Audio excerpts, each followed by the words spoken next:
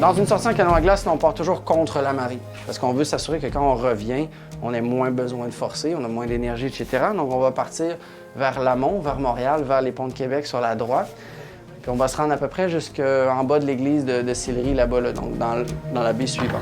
C'est ça, on va, c'est ça ici. On se rend les pieds vers l'extérieur en premier. On se laisse glisser sur la barre. On vient se mettre ici. Activité unique au monde, le canot à glace. Là, on pratique ça uniquement au Québec. Pourquoi? Parce qu'on a des conditions de rêve pour ça, des conditions hivernales qui sont dues au fleuve Saint-Laurent. Le fleuve Saint-Laurent, c'est un fleuve qui est dynamique, en fait, en hiver comme en été.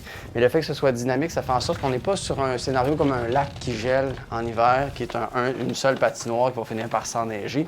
La présence des courants, hein, les cycles de marée qui sont de 5 à 6 heures, avec des périodes d'étale, bien, ça crée, en fait, continuellement de l'action.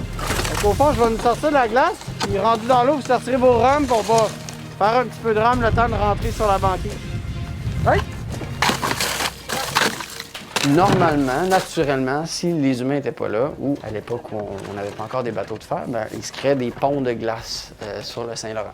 C'est d'ailleurs comme ça que les premiers habitants de la Nouvelle-France fonctionnaient pour communiquer entre les deux rives l'hiver. C'était à l'aide des ponts de glace. Donc, que ce soit à Québec, Port-Neuf, il y en avait aussi dans le coin de Montmagny.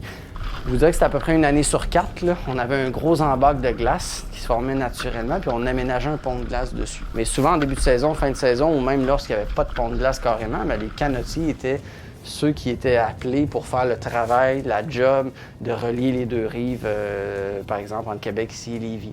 Donc, au niveau de la colonie, si je peux dire, il s'est formé des entreprises regroupées souvent par famille. Donc, c'était des chasses gardées. C'était une entreprise assez lucrative, là, je veux dire, comparativement aujourd'hui, de faire ce travail-là d'aller-retour pour des biens, pour des personnes.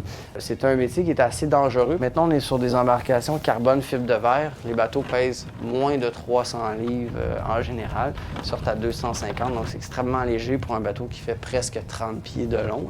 C'est exceptionnel. Imaginez-vous un bateau de bois qui était plus large, parfois plus long. Donc, on était sur des bateaux autour de 1000 voire 1500 livres. Donc, vous penserez à ça quand vous allez forcer un petit peu tantôt. Ça aurait pu être pire, là, t'sais.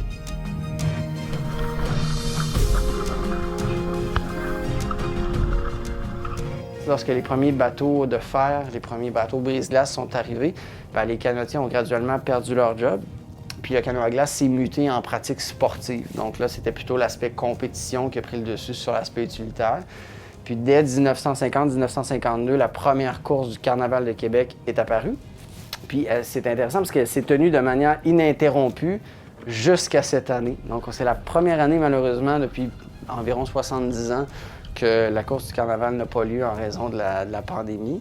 Mais nous, on est là ici pour assurer la continuité du canot à glace, là, donc quand même.